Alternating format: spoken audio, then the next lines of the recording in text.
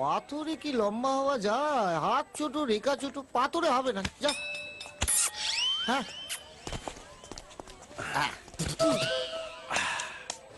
দেখ আবার দেখছি দেখছি।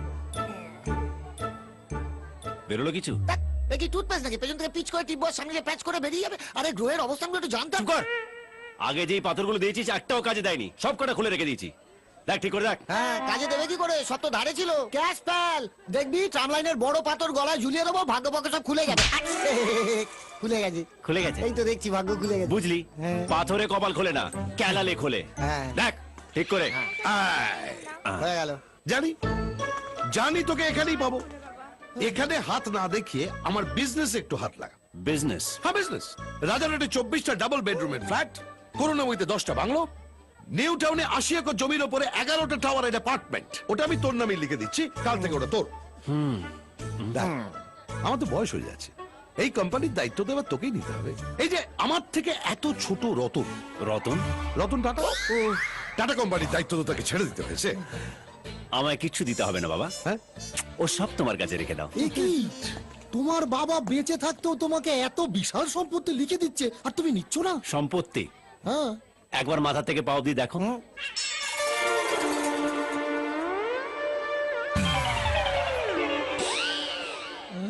দেখেছো?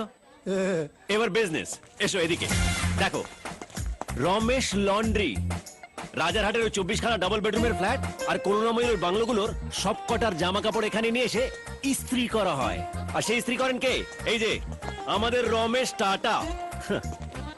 পাইপে বিড়ির তামাক পুড়ে খায় আর বড় বড় বাত। আর এই কোটটা তো ডালহাউসির টি বোর্ড থেকে কেনা, মরা সাহেবের কোট। কোট তোর কথা বলবি না, এটা আমার মানপত্র। আমার কাজে খুশি হয়ে এটা আমাকে দিয়েছিলেন বাঙুরের পি.কে. ঘোষাল। আরে লুঙ্গিটা কে দিয়েছিল? লুঙ্গি ডান্সের পর শাহরুখ খান। তোমার ধান্দা আমি বুঝেছি। ওই নিউ টাউনের ইস্ত্রিওয়ালাটা মারা গেছে, তুমি চাইছো আমি ওর জায়গায় গিয়ে ইস্ত্রি করি। পারবো না।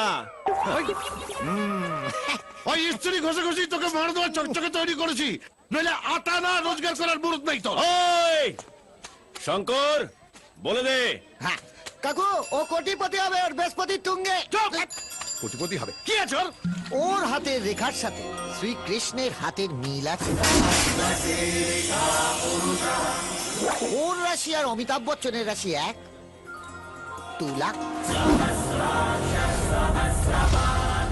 ওর জন্ম তারিখ ও সময় আর বিল গেটসের জন্ম তারিখ ও সময় এক। 28শে অক্টোবর রাত 10টা। আগামী বছর পশ্চিমবঙ্গে ফিল্ম সিটি করার জন্য ও 1500 কোটি টাকা লগ্নি করবে।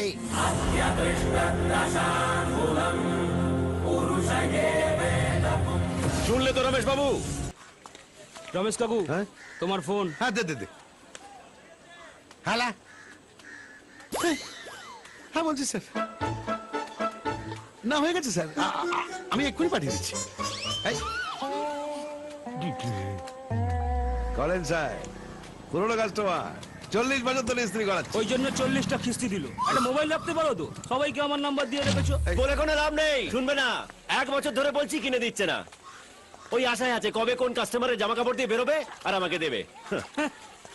আজকাল না বড় বাজারের মুটেরাও মোবাইল রাখে। ধোপারা রাখে না, কারণ ধোপাতে জলপথে চলতে হয় তো, জলের মধ্যে পড়ে গেলে মোবাইল নষ্ট হয়ে যায়। এই কোথায়?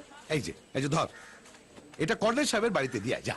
বলেছি না এই ছেঁড়া কাজ আমি করবো না। এই শোন, আমি না একটা সেকেন্ড হ্যান্ড মোবাইলের খোঁজ পেয়েছি, ব্যাটারি ছাড়া 500 টাকায় দেবে। ওই লাউহাটি এলাকাটা পেয়ে গেলেই ওটা ঠিক তোকে আমি কিনে দেবো। দিয়া বাবা, তোমার নাতির হাতে দিয়ে মুখ দেখো।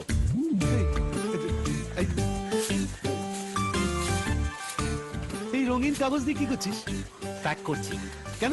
নইলে লোকে জেনে যাবে না আমি ধোপার ছেলে। তো ইমেজের মেজে চটে যাবে। ভালো কাগজে প্যাক করলে লোকে জানবে বড় লোকের ছেলে গার্লফ্রেন্ডের জন্য গিফট নিয়ে যাচ্ছে। ইমেজকে কি করে চকচকে করতে হয় तुम क्या जानो रमेश बाबू। आए